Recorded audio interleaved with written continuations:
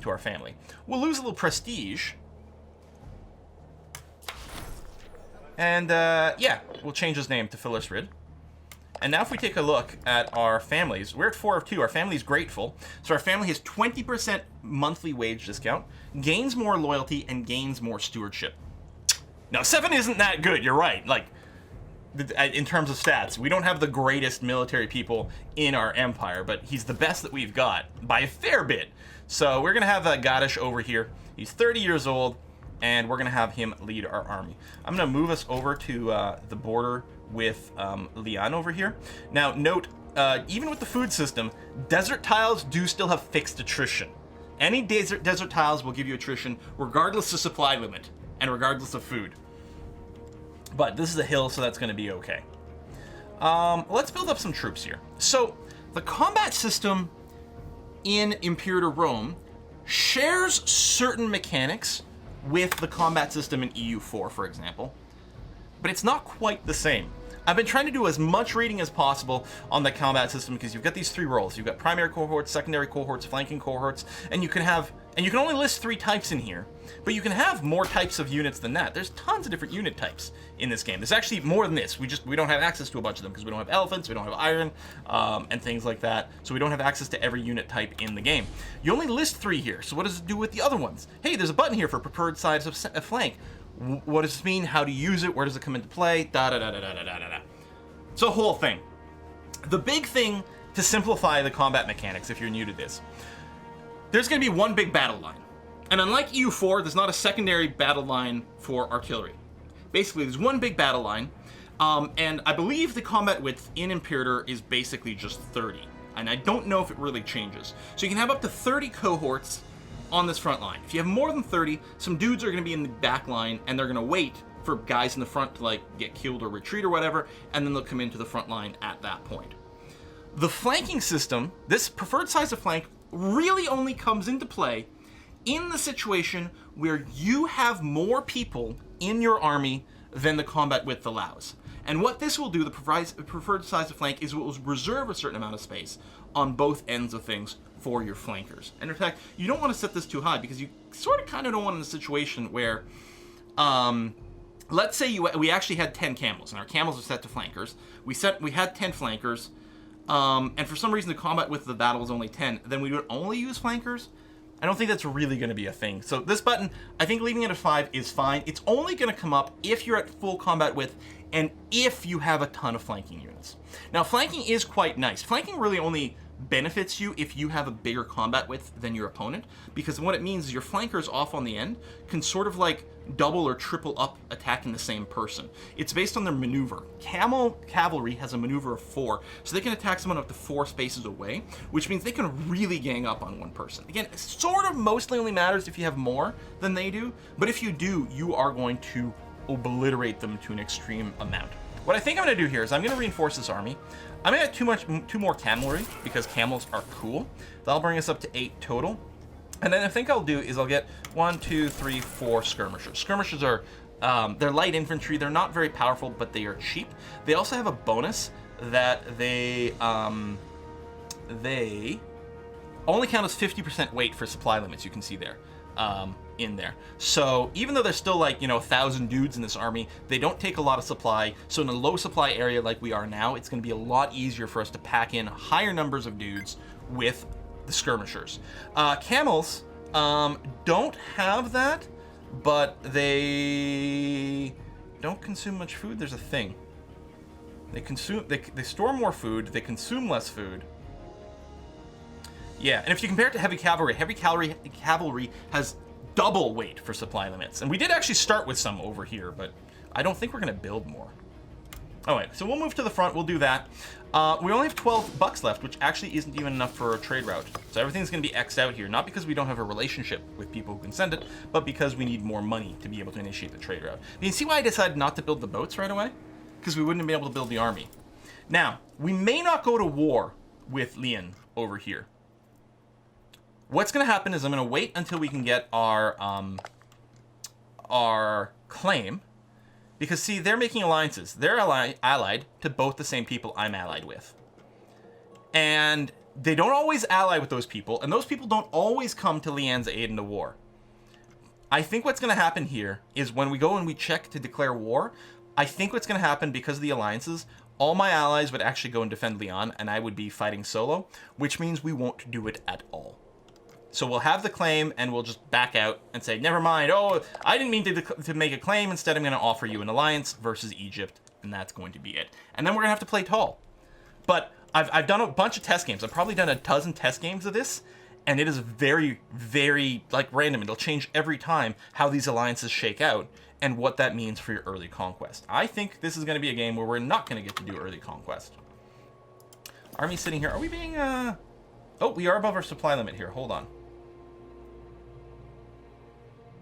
Supply limit is 16. Okay, let me go back to Madiyama over here. We've got a higher supply limit. I can split this army in two as well. Hey, here's something new. We can name our kids.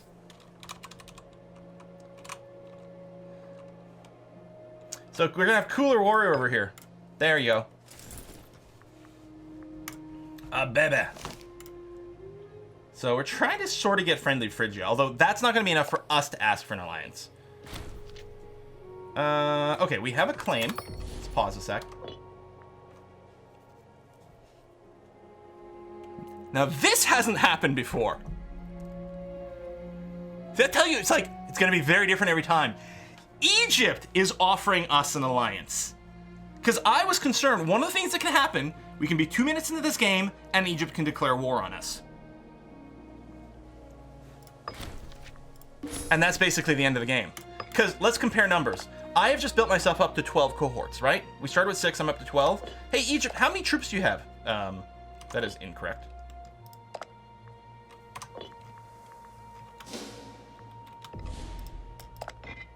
Or maybe they haven't built up yet. Anyway, because normally you see them with like 40, 50, 60,000 troops. So anyway, now, does that change things? We have our claim. If I were to declare war... Oh! Egypt would defend these guys. They have allied with Egypt. Yeah, so I can't attack Leon over here. So I was gonna say I'm gonna ally with them. That will put me over my alliance limit because I'm at 4 or 4 right now. So I'm gonna go with no.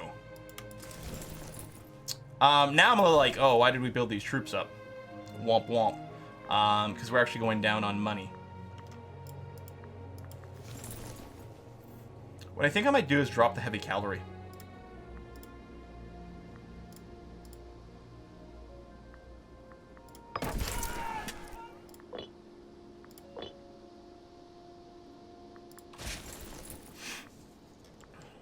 Take future...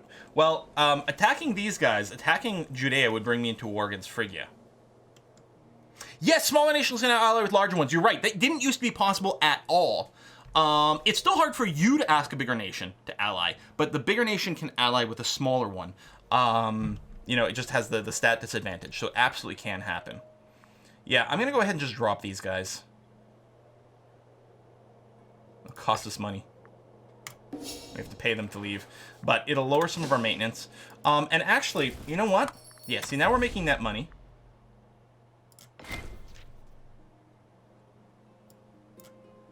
Aha! Egypt wants to attack Blemnia. You know what? Yep, I agree. I will not defend Blemnia. This is a cool little pop-up.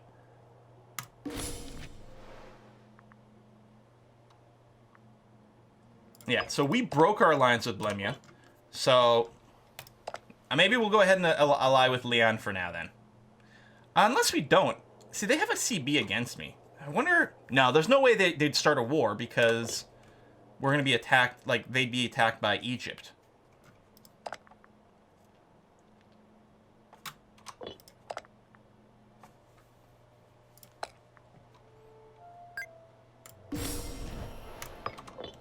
We'll do this for now. I think we're going to lower our payment for our troops. Our army maintenance.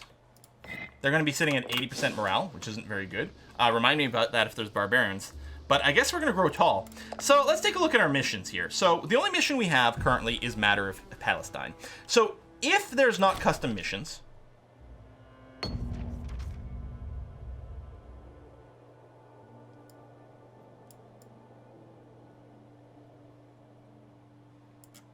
If your nation doesn't have custom missions, there's going to be some pre-generated missions, some for war and some for development. The development mission only comes up if you're big enough already. So we're not big enough to have the development mission right now.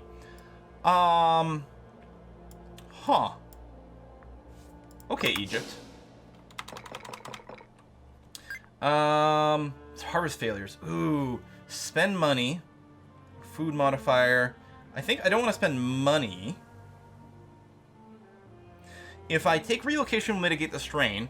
Well, it'll cost us political influence, but it'll move some people from our province of Perea into our province of Arabia Petra, which seems like it's fine. Or we can ask for a blessing of the gods, but no, we're gonna go ahead and do this. So if we start this mission, it is meant for war, and it's gonna give us, it can give us big permanent claims all over Palestine. We have no mission going on right now. We may as well start it. If I go with consult the court, what it is gonna do, it is gonna give us claims over the entirety of the province of Perea, Philistia, and Judea. So Perea is this province over here, which includes the right half of Judea. The province of Judea is, well, the rest of Judea. And then Philistia is the bit over here owned by Egypt and Phrygia. So that gives us CBs on like all of our big neighbors, and might not be the smartest thing in the universe to just hit this button right away. Now, we can go ahead and work on settle Arabia Petra. This requires that we have 3 cities within the province of Arabia Petra, which mostly just requires money, and might be nice to pursue that. We get bonus to population growth, and then we can go down and develop Arabia Petra over here, which is build more buildings, and we get some free provincial investment, and then we can supply it, and we can make sure to get goods, and then we get some more bonus building slots, which is kind of nice. Yeah, I don't know if they thought about that. They allied with me, then asked me to break the alliance with Blemia. I can re-ally with Blemia, but why would I? Because they're clearly about to get attacked by Egypt.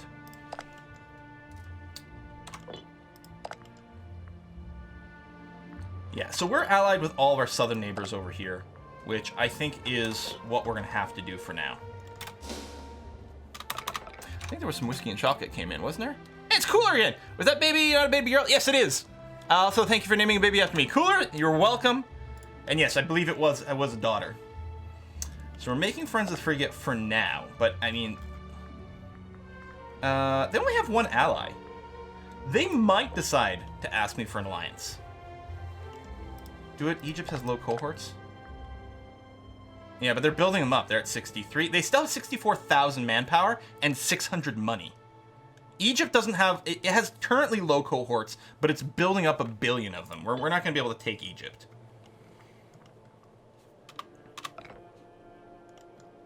Oh, maybe because I dropped a couple of units, they thought we weren't as impressive. That is true. So... as friends far outside our borders, often trying to use his network to advantage the nation. Believe his friendship with the Prophet of Leon can be put to use to increase their opinion of us. Yeah, but they have a good opinion. Yeah, I'm gonna say that's okay. Our Mefaked, whatever that position is, he's gonna lose a little loyalty, but I'm gonna go ahead and deal with it. All right, trader outs in the capital. So we have money to do it now. And originally when I thought we were gonna go to war, I thought it might be nice to get a couple of units of leather, a couple of units of camels and things like that for combat bonuses. But if we're not going to go to war anytime soon, I think the thing to do instead is to do things that might boost your economy. In particular, it might be worth considering the fact that we have 1 unit of wine, salt, and marble in our capital province of Arabia Petra over here. If we were to get a 2nd unit of each one of these, it would give us some sort of bonus throughout our entire nation. Because if you have a surplus in your capital, it affects everyone in your entire country. And so I think it might be a good idea for that. Hey, let's take a look at salt. Who doesn't love salt, right? If I were to do this, get a 2nd unit of salt, it would give us a discount to army maintenance throughout our entire nation. It would save us 5% in army maintenance. That's actually not too shabby. What was the other one? Wine, same thing. And marble, unfortunately, there's an X here. There's no one for us to import marble from. If we did, it would help decrease monthly tyranny. The other thing we could do is we can consider importing something like glass, for example. If we do that, it increases... First of all, it gives us some civilization level. But beyond that, if we get 2, we can start get religious tech bonus. The same thing is true for papyrus with civic investment. There's a few different things like that. I feel like we do have to finish salt, though, just for the memes. So we'll import salt from Phrygia. That sounds fine.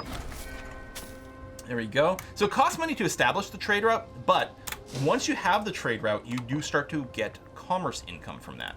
So the amount of money we're going to get from commerce is going to go up from this. Get the Kush. Yeah, we'll have to do another run as Kush at some point. Again, for the memes.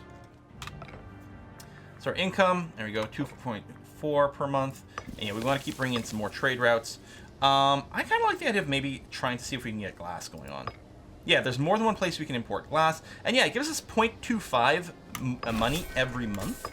So these trade routes really start to pay for themselves very, very well. We want to max them out as much as possible. I think that might only apply to trade routes in our capital, because we do have an excess trade route available in one of our other provinces down here. But, oh, maybe it still gives us import money. But we'll work on our capital first. Oh, yeah, the trade arrows. Yeah. So you can actually see the trade over here now. Trade in and trade out. The other thing that's got cool arrows, if you look at view pops, it'll show you where people are immigrating from or emigrating. Right, so we have tons of incoming migration. For some reason, everyone wants to come to Petra, because Petra is awesome. So that's what's happening over there. There we go, we got enough money. Yeah, let's go to a second unit of glass. Done. There you go, so we have excess glass. So yeah, we get more civilization level, and throughout our entire empire, we get more religious tech investment. So, yeah, we will just tech up a little bit faster. I would really like to bring in more marble. Oh no, that's tyranny decrease. Papyrus just gives us more research points, but no one wants to trade papyrus with us right now. Opinion, lose capital bonus, that's part of it as well. Oh, there's a pirate lair. Come to our attention that a pirate lair has sprung up in Mechna. Mechna, right over here. The local merchants and traders clamor for us to root out these pirates so that their trade... It's cooler again! So that their trade ships can continue to sail along our shores unmolested. An advisor of Yadail comes up to him and says, I have a cunning plan. Oh, a cunning plan! This is Blackadder. We will dislodge these pirates by force if necessary. So, if we did this, we would gain the just trait, which would give us a bonus to our finesse. And if we're ruler, we get bonus stability, which is kind of nice. While this is running, the province of Mechna would get pirates discontented, which would make that province gets upset. But in our province, we get anti-piracy activity, which increases citizen output and happiness. Citizens are people that give us tech. Our alternative is, oh, what is it? The cunning plan. This would give us the shrewd trait, which would give us a bonus to finesse, a penalty to zeal, give us holdings income, and mercenary army maintenance discounts. The province of Arabia Relicta would become a pirate colony, which would give us a boost to population, as well as migration attraction. How do we feel about this? I like the idea of becoming just. The citizen output and happiness is good. And, you know, piracy. But there's a cunning plan. One or two, basically. One or two.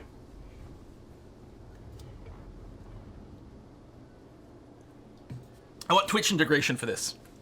We want Twitch votes. Let's see. 211222121212211. It's fairly balanced, with maybe a slight preference for piracy. Yar! Yo ho ho, piracy we will go. So yeah, this is now Pirate Haven. Well, Pirate Haven is in Machna, and the entire province gets Pirate Colony. So the entire province is getting a pop growth boost. Which honestly, maybe. I'm gonna go and give these units independent operation, just in case they, for some reason, end up getting attrition or something like that. They'll move around. Hey, sandstorms. We have enough for another trade route, so let's do it because, again, it boosts our income. Second marble would be nice. Second wine was what? Oh yeah, they would give us the army cost discount. You know what? Who doesn't love wine? Let's get that come in here. There we go. And then we've got the trade route over here because we've got a port here. And what do you have? Right, doubles are less important in our non-capital because while there is a bonus for having an extra, so for here, for every surplus camel, we'd get increased supply limit in this province, but we would not get the global bonus. So I think it's a little less important to get the base level, whereas just something like grain or something like that to get some extra food in here. The more food we have stored in a province, the more population growth we get.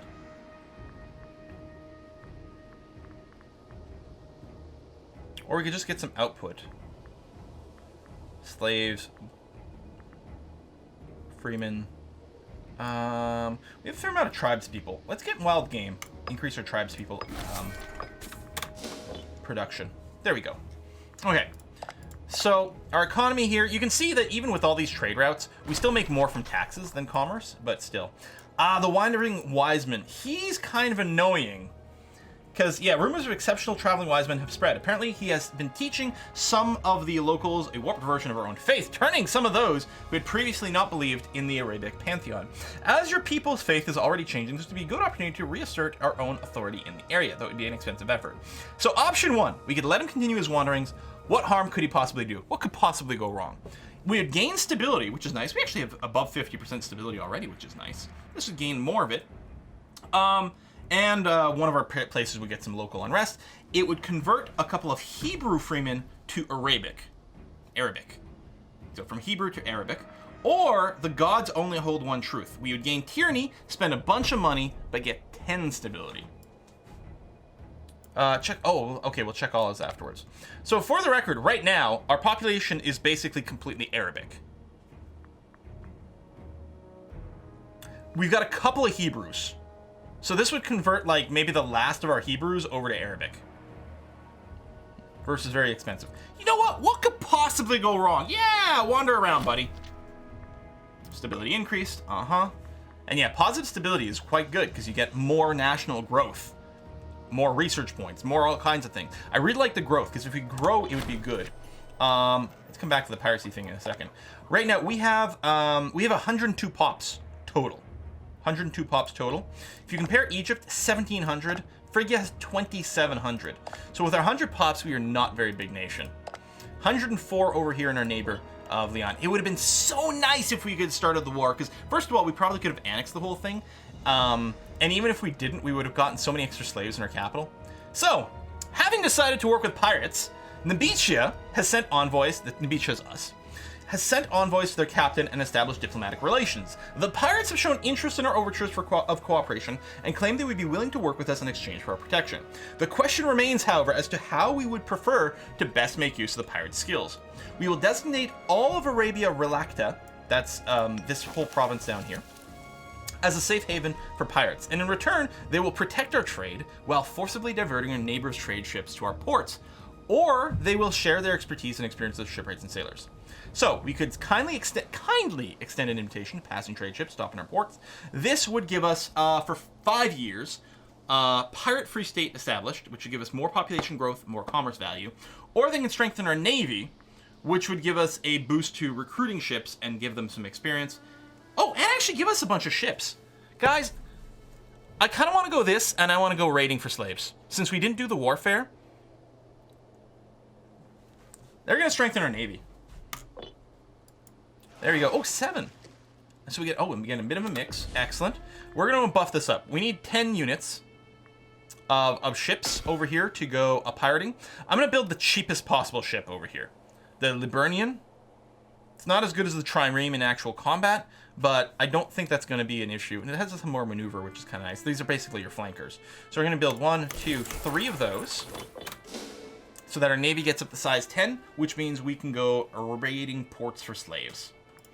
We need a commander on the ship. Sure, why not? So at 6, he's our best. Not very good, but he's our best. I'm actually tempted to just put a low-skill dude on here just to make one of the houses feel grateful. Like, let's throw Nabat on here. He's only a skill 2. He's not very competent. It's like pure nepotism. But the Ahiram family will have 4 of 2 people assigned to it, which means they'll become grateful, so we'll save on wages, we'll get more loyalty, statesmanship will increase for things. I mean, he might have better stats for something else. He's got 5 in zeal, so maybe we could put him in a religious position later on. So we're going to do that. Blemia wants military access. Are you in a war against Egypt? You're in a war against Egypt. Why do you even want military access? I know, I'll just say no. Who cares?